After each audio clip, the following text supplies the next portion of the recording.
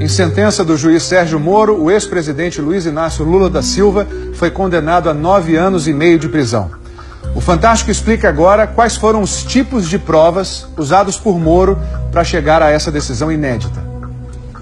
Se alguém tiver uma prova contra mim, por favor, diga.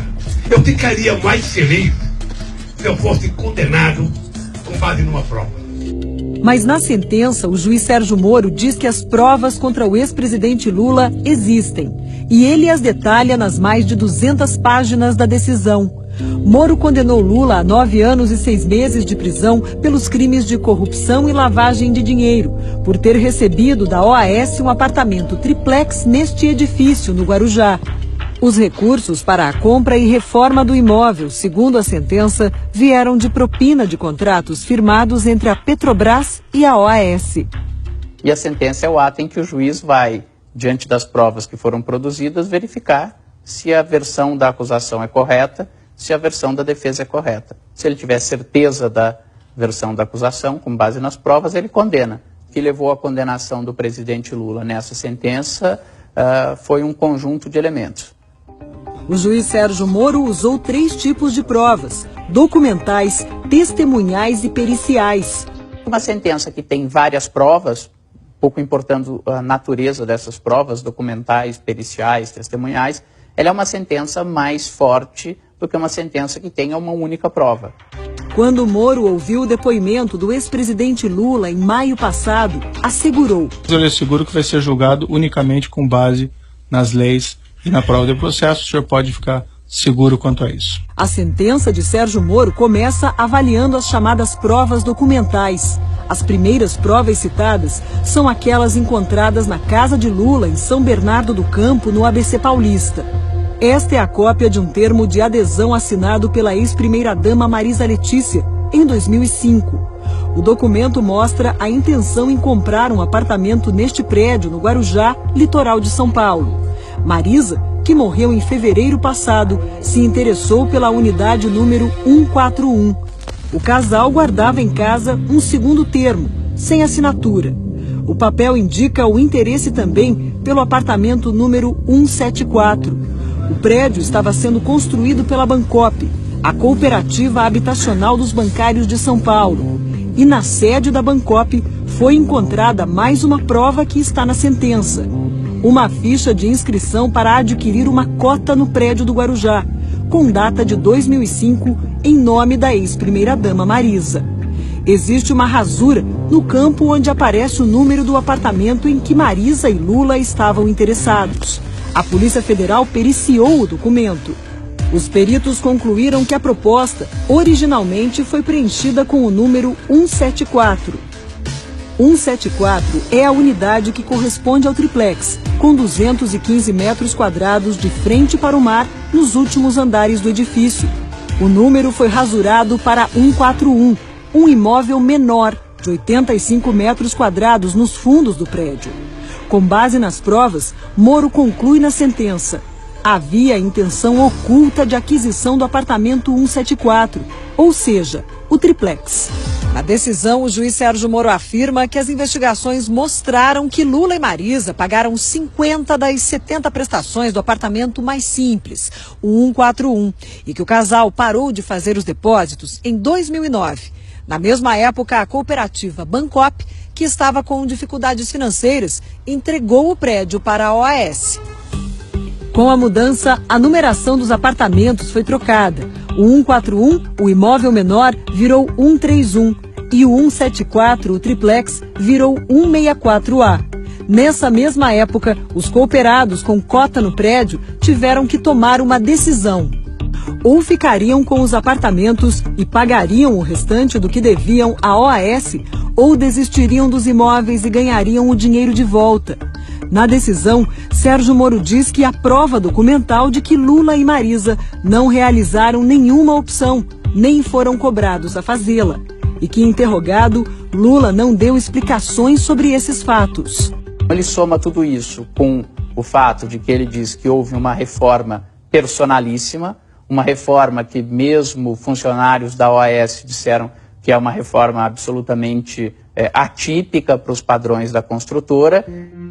O juiz Sérgio Moro enumera notas fiscais da reforma, todas emitidas para a OAS, para comprovar que a empresa pagou pelas obras. Moro conclui: os custos atingiram mais de R$1 milhão e incluíram a instalação de elevador privativo, cozinhas, armários, ampliação do deck da piscina e até eletrodomésticos. O juiz também usou como provas depoimentos de réus e testemunhas. Entre acusação e defesa, mais de 70 pessoas foram ouvidas por Moro neste processo. A engenheira da OAS, Marilza Marques, afirmou que esteve com dona Marisa Letícia no apartamento e que a ex-primeira-dama era tratada como dona do triplex. A senhora pode responder essa questão? No final, ele era tratada como uma adquirente potencial ou uma pessoa para a qual o imóvel já havia sido destinado?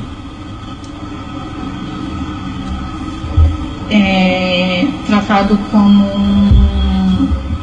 como se o imóvel já tivesse sido destinado. O principal depoimento é de um réu no processo, Léo Pinheiro, ex-presidente da OAS, que está preso. No interrogatório a Moro, Léo Pinheiro disse que o triplex sempre esteve reservado a Lula. Isso virou uma prova testemunhal. Nunca foi colocada a venda pela OAS. Desde lá de 2009. Desde 2009. Eu tinha uma orientação para não colocar a venda que pertenceria à família do presidente. Léo Pinheiro disse também que foi o próprio ex-presidente que pediu para conhecer o imóvel. E ele disse: olha, eu gostaria de ir com minha esposa visitar o apartamento. Você pode designar alguém e tal? Eu disse: não, absolutamente, presidente, eu vou pessoalmente. Esta foto de 2014, revelada pelo Jornal Nacional, mostra Lula e Léo Pinheiro no triplex. Depois dessa visita, começou a reforma, que incluiu a instalação de um elevador e a construção de um deck com piscina. Outros dois ex-executivos da OAS, Paulo Gordilho e Roberto Ferreira, afirmaram ao juiz Moro que acompanharam a ex-primeira-dama e um dos filhos, Fábio, numa outra visita ao apartamento. Pediram para botar uma cobertura na área da churrasqueira, transformar a sauna que eles não usavam em depósito, pedindo para aumentar o deck, pedindo para botar um filme refletivo no vidro que circundava a piscina lá em cima. Uma mensagem trocada entre Gordilho e Léo Pinheiro, obtida depois da apreensão do celular do ex-presidente da OAS, é outra prova documental citada na sentença. Nela, os ex-executivos discutem a reforma do sítio de Atibaia, mas também tratam do triplex, porque as cozinhas dos dois imóveis, pagas pela empreiteira, foram encomendadas à mesma empresa. O projeto da cozinha do chefe está pronto. Se marcar com a madame, pode ser a hora que quiser. Amanhã, às 19 horas, vou confirmar. Seria bom também ver se o de Guarujá está pronto. Guarujá também está pronto. No depoimento, Léo Pinheiro foi questionado sobre a mensagem. Quem que é madame aqui que foi referido? A ex-primeira-dama. Para Moro, não há dúvida. As provas confirmam a tese da acusação de que o apartamento 164A triplex foi atribuído ao ex-presidente e à sua esposa desde o início da contratação e que as reformas no imóvel foram feitas para atendê-los especificamente. A defesa de Lula contestou pontos da sentença. Criticou a validade do depoimento de Léo Pinheiro, que colaborou com a justiça e tenta fechar um acordo de delação premiada.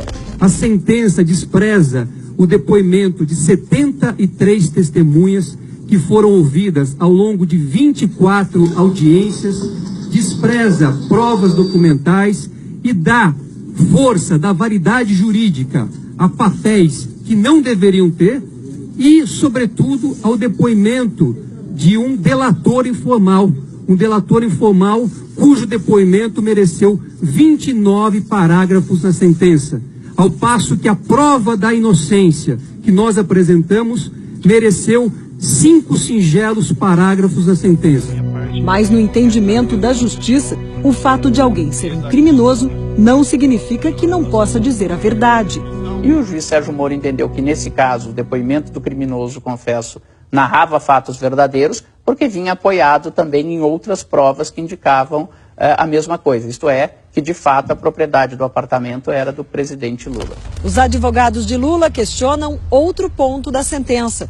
A defesa argumenta que provou durante o processo que o apartamento não pertence ao ex-presidente, porque a OAS ofereceu o imóvel como garantia numa operação no mercado financeiro e que a empresa não poderia fazer isso se não fosse ela própria, dona do apartamento. Aquele apartamento triplex jamais poderia ter sido dado ao ex-presidente Lula em 2009, porque ele estava comprometido como garantia a um contrato feito com a Caixa Econômica Federal e outras entidades, dando não só a hipoteca deste imóvel, mas dando 100% dos direitos econômicos e financeiros do imóvel a um fundo ligado à Caixa. Esta prova foi simplesmente tratada de forma superficial e claramente sem nenhum interesse pelo juízo. Veja o que diz a sentença sobre a hipoteca do triplex. Se trata aqui de uma operação normal de financiamento que captou recursos no mercado financeiro e oferecendo como garantia imóveis em construção. Essa é uma operação relativamente comum no mercado financeiro, até porque quando os apartamentos estão sendo construídos ainda, efetivamente nenhum comprador é proprietário do apartamento. O que se tem com variáveis negócios são compromissos de compra e venda, promessas de compra e venda, ou no caso de cooperativas, cotas da cooperativa que dão direito futuramente ao imóvel correspondente ao apartamento de número tal. A sentença diz também: não foi oferecido como garantia apenas o triplex, mas todos os imóveis do referido empreendimento. As provas mostram que outros apartamentos do mesmo prédio também estavam hipotecados e, mesmo assim, foram negociados. Quem explica é o professor titular de Direito Civil da USP, Carlos Alberto Maluf. No processo, existem outras matrículas de outras unidades, de outros andares, tem nada a ver com o triplex do ex-presidente, que também consta essa hipoteca e foram negociados com terceiros, com outras pessoas. Isso esvaziou o argumento da defesa. Diante das provas, o juiz Sérgio Moro deu a sentença da condenação. Ele chega à conclusão de que está demonstrado, além de qualquer dúvida razoável, que o apartamento era de fato do presidente Lula.